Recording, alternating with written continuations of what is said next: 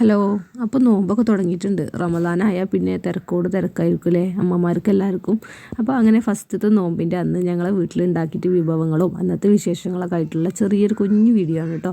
അപ്പോൾ എല്ലാവരും വീഡിയോ മുഴുവനായിട്ട് കാണണം. ഏകദേശം ഒരു ഉച്ചയ്ക്ക് 2 മണിയായിട്ടാണ് കേട്ടോ ഞാൻ അന്ന് അടുക്കളയിൽ കയറിയിട്ടുള്ളത്. നോമ്പാകുമ്പോൾ നമുക്ക് അധികം പണി കൂടുതലായിട്ടാണ് വരിക. അപ്പോൾ എന്നത്തെയും പോലെയല്ല അന്ന് പള്ളിയിലെ ഉസ്താദുമാർക്ക് നോമ്പിനുള്ള വിഭവങ്ങൾ ഉണ്ടാക്കണം. വീട്ടിൽ നിന്നായിരുന്നു കേട്ടോ അന്ന് ചിലവ് അവർക്ക്. അപ്പോൾ മാസത്തിലൊരു പ്രാവശ്യം ഉണ്ടാവണതല്ലേ. അങ്ങനെ അന്ന് അതാണ്. പിന്നെ എൻ്റെ പാത്തൂസിൻ്റെ ബർത്ത്ഡേ ആയിരുന്നു കേട്ടോ. അപ്പോൾ ബർത്ത്ഡേ സെലിബ്രേഷനും കാര്യങ്ങളൊന്നും ഞങ്ങൾക്കില്ല. എന്തായാലും അന്ന് വൈകുന്നേരം നോമ്പ് തുറക്കണതൊന്ന് ഉഷാറായിട്ട് ജോറാക്കിയിട്ട് ഉണ്ടാക്കാമെന്ന് വിചാരിച്ചു. അപ്പോൾ ആദ്യം ഞാൻ അതിനുള്ള സംഭവങ്ങളൊക്കെ ഒന്ന് ശരിയാക്കി എടുത്തു കേട്ടോ. ബീഫും ഇറച്ചി ചിക്കനൊക്കെ ഒന്ന് റെഡിയാക്കി എടുത്തു.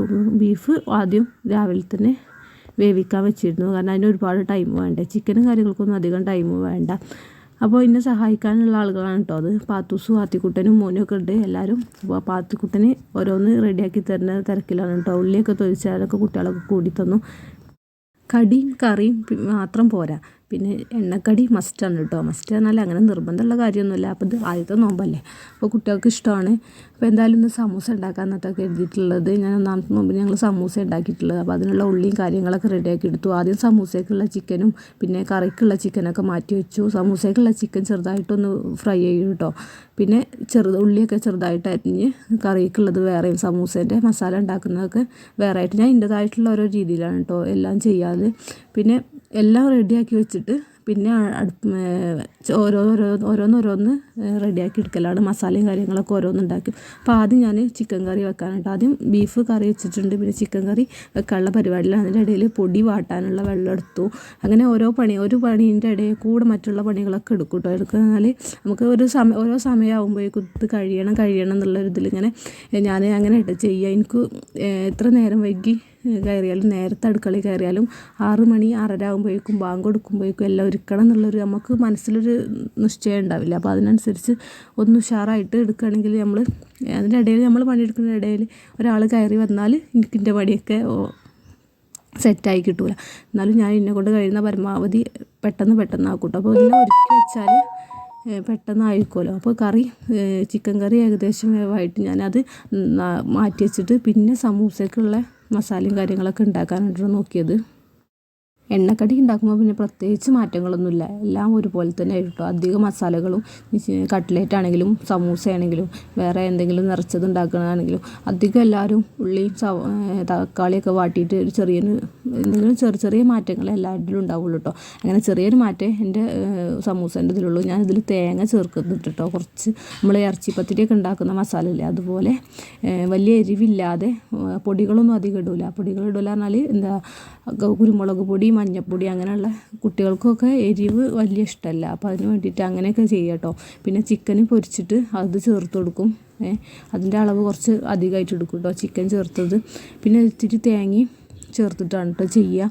അപ്പോൾ അതിൻ്റെ വേവ് ഇങ്ങനെ ആയി വരുന്നതോടു കൂടി കറി അവിടെ തിളക്കുന്നുണ്ട്. അപ്പോൾ കറിക്ക് പിന്നെ 2 കിഴങ്ങൊക്കെ ഇട്ടിട്ടുണ്ട് കേട്ടോ. അപ്പോൾ ഒരു ചെറിയൊരു കുറുകൽ കിട്ടണമെന്നുണ്ടെങ്കിൽ കിഴങ്ങ് ചേർക്കും ഞാൻ. പിന്നെ തേങ്ങ അരച്ചിട്ട് കറി സെറ്റാക്കുകയാണ് കേട്ടോ ചെയ്യൽ. അങ്ങനെ സമൂസയുടെ സംഭവങ്ങളൊക്കെ ശരിയാക്കി എടുത്തു. സമൂസയ്ക്കുള്ള ഇതൊക്കെ ശരിയാക്കി എടുത്തു. അതിൻ്റെ കൂടെ തന്നെ പൊടി വാട്ടാനുള്ള വെള്ളം എടുത്തു കേട്ടോ. ഞാൻ ഇങ്ങനെയാണ് പൊടി വാട്ടൽ പത്തിരിക്ക്. എൻ്റെ ഉമ്മച്ചിയും പിന്നെ ഇവിടെ വന്ന സമയത്ത് കാക്കൂൻ്റെ വീട്ടിൽ വന്ന സമയത്ത് കാക്കൂൻ്റെ ഉമ്മയും അങ്ങനെ എല്ലാവരും ഇങ്ങനെ തന്നെ കേട്ടോ ഞങ്ങൾ ചെയ്യൽ.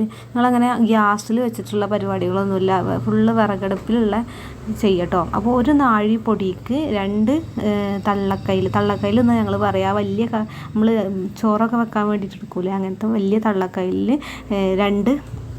ഒരു നാഴിക്ക് 1 കയ്യിൽ വെള്ളം, അങ്ങനെ 2 നാഴി പൊടി കഴിഞ്ഞിട്ട് ഞാൻ എടുത്തിട്ടുള്ളത്. 2-2.5 നാഴി എടുത്തിട്ടുണ്ട്. അപ്പോൾ അതിനനുസരിച്ചുള്ള വെള്ളം എടുത്തു. പിന്നെ വെള്ളം കുറച്ചധികം ഞാൻ ഒഴിക്കും, എന്നിട്ട് അത് എടുത്ത് വെക്കും. വെള്ളം അഥവാ തികഞ്ഞിട്ടില്ലെങ്കിലും അധികമാവുകയാണെങ്കിൽ തിളച്ചതിന് ശേഷം മാറ്റി വെക്കും കേട്ടോ. പിന്നെ അതിൻ്റെ കൂടെ തന്നെ കറിക്കുള്ള തേങ്ങ വറുത്തരച്ചിട്ട് കറി അങ്ങ് സെറ്റാക്കി വെച്ചിട്ടോ. പിന്നെ കറി ഒന്ന് തൂമിച്ചെടുക്കുകയൊക്കെ ചെയ്യും. അപ്പോൾ ഒരുപാട് പേർക്കുള്ള കറിയാണ് കേട്ടോ അതും കൂടെ. അപ്പോൾ പിന്നെ ബീഫ് ഉണ്ടാക്കി വെച്ചതൊന്ന് വറുത്ത് ഒക്കെ റെഡിയാക്കി ഇട്ടിട്ട് അങ്ങനെ കാര്യങ്ങളൊക്കെ ചെയ്തു. പിന്നെ ലാസ്റ്റത്തെ പരിപാടി എന്ന് പറയുന്നത് പൊടി ശരിയാക്കി വെച്ചിട്ടുള്ളൂ കേട്ടോ. പരത്തലും കാര്യങ്ങളൊക്കെ പിന്നെ പത്തിരീൻ്റെ പൊടി സെറ്റാക്കി വെച്ചിട്ട് പിന്നെ ഞാൻ സമൂസ ഉണ്ടാക്കാനാണ് കേട്ടോ പോയിട്ടുള്ളത്. സമൂസ ഏകദേശം ഒരു 30-35 സമൂസ വേണം എന്നിട്ട് ഞാൻ കണക്കാക്കിയിട്ടുള്ളത്. കാരണം ഉസ്താദുമാർക്കും ഞങ്ങൾക്ക് വീട്ടിലുള്ളവർക്കും എല്ലാവർക്കും ആദ്യത്തെ നോമ്പല്ല, അപ്പോൾ എല്ലാവർക്കും കുറേ ദിവസത്തിന് ശേഷം നമ്മൾ വീട്ടിലുണ്ടാക്കി കഴിക്കല്ലേ, അപ്പോൾ കുറച്ച് അധികം ഉണ്ടാക്കാമെന്ന് വിചാരിച്ചിട്ട് അധികം തന്നെ ഉണ്ടാക്കാൻ കരുതിയിട്ടുണ്ട് കേട്ടോ.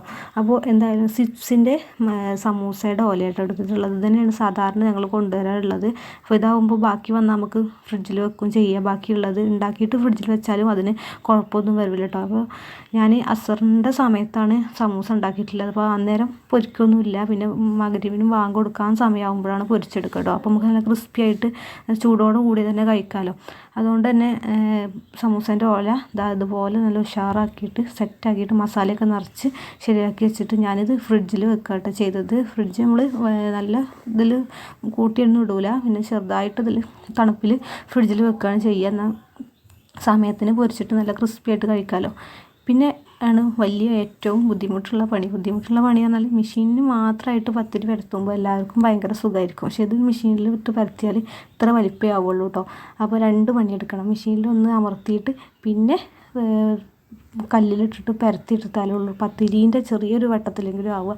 ഇങ്ങനെ ആകുമ്പോൾ നല്ല കട്ടിയിലാണ് വരിക. അപ്പോൾ ആ കട്ടിയിൽ കഴിക്കാനുള്ള ബുദ്ധിമുട്ടും പിന്നെ ഉണ്ടാക്കി വരുമ്പോൾ നമ്മൾ നല്ല ഉഷാറിൽ കിട്ടൂല. അപ്പോൾ അതൊന്നും കൂടെ ഒന്ന് കല്ലിലിട്ടിട്ട് പരത്തണം. അപ്പോൾ 2 പണിയാണ് കേട്ടോ പത്തിരി ഇങ്ങനെ ഉണ്ടാക്കുന്ന സമയത്ത്. സാധാരണയുള്ള ദിവസങ്ങളിൽ ചായക്കടിയായിട്ട് അധികം പത്തിരി ഉണ്ടാക്കലില്ല, കാരണം ഇത് രാവിലെ ഇങ്ങനെയുള്ള പണികളൊക്കെ നമുക്ക് കുറച്ച് അധികം ഡ്യൂട്ടി വരുന്നതല്ലേ. മക്കൾക്ക് സ്കൂളും കാര്യങ്ങളൊക്കെ ഉണ്ടാകുമ്പോൾ ക്ലാസ്സിനൊക്കെ പോകേണ്ട സമയത്ത് രാവിലെ എത്തിച്ചിട്ടാൽ എത്തൂല. അപ്പോൾ നോമ്പിനാണ് കൂടുതലും പത്തിരി ഉണ്ടാക്കുക. അപ്പോൾ 1ാമത്തെ നോമ്പിന് തന്നെ ഞാൻ ഇങ്ങനെ പത്തിരിയാണ് എടുത്തിട്ടുള്ളത്. ഇങ്ങനെ വീണ്ടും ഒന്നുകൂടെ കല്ലിലിട്ടിട്ട് പൊടി വെച്ചിട്ട് പരത്തിയാലുള്ളൂ അതിൻ്റെ ചെറുതായിട്ടൊരു കനം കുറഞ്ഞിട്ട് കേട്ടോ. അപ്പോൾ പണി കൂടുതൽ വരുന്നൊരു സംഗതിയും കൂടാണ് കേട്ടോ. എന്താണെന്നറിയില്ല, പ്രസ് ചെറുതാണ് പക്ഷേ പരത്തി കിട്ടില്ല. എന്നിട്ട് പിന്നെ ലാസ്റ്റ് ഞാനൊരു പ്ലാസ്റ്റിക് കവറൊക്കെ വെച്ചിട്ട് ചെയ്തപ്പോൾ ഒന്നുകൂടെ ചെറുതാക്കി കിട്ടും. അപ്പോൾ ഇനി അടുത്ത പ്രാവശ്യം ഉണ്ടാക്കുമ്പോൾ അങ്ങനെ ചെയ്യാമെന്ന് വിചാരിച്ചു.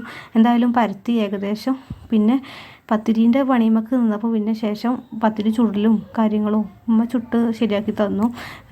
പിന്നെ വീഡിയോ എടുക്കാനൊന്നും കഴിഞ്ഞില്ല കേട്ടോ. വീഡിയോ എടുക്കലൊക്കെ പിന്നെ നിർത്തി, കാരണം അത് പെട്ടെന്ന് അസറിന് ബാങ്കും കൂടെ കൊടുത്തു. പിന്നെ പെട്ടെന്ന് ടൈം പോലായി. അതിൻ്റെ ഇടയിൽ നിസ്കാരം കാര്യങ്ങളും അങ്ങനെ എല്ലാതും ഒരിക്കലും. പിന്നെ ഒരു 6 മണിക്കാണ് കേട്ടോ ഞാൻ സമൂസ പൊരിച്ചിട്ടുള്ളത്. സമൂസ ഉഷാറായിട്ട് കിട്ടി. പിന്നെ വത്തക്കയും കാര്യങ്ങളും ഫ്രൂട്ട്സ് ഐറ്റംസും വെള്ളം ഉണ്ടാക്കലും അതിന് കാക്കും മോനും എല്ലാവരും കൂടി തന്നു കേട്ടോ. അപ്പോൾ ആ പരിപാടികളൊക്കെ പെട്ടെന്ന് തന്നെ കഴിഞ്ഞു. അപ്പോൾ എന്തായാലും നോമ്പ് തുറക്കാനുള്ള നേരമായി. ഞങ്ങളിതാ ഉഷാറായിട്ട് അതിനിരിക്കാനുള്ള പരിപാടിയിലാണ് കേട്ടോ. അപ്പോൾ അൽഹംദുലില്ലാ, നാളത്തെ വീഡിയോയിൽ കാണാം.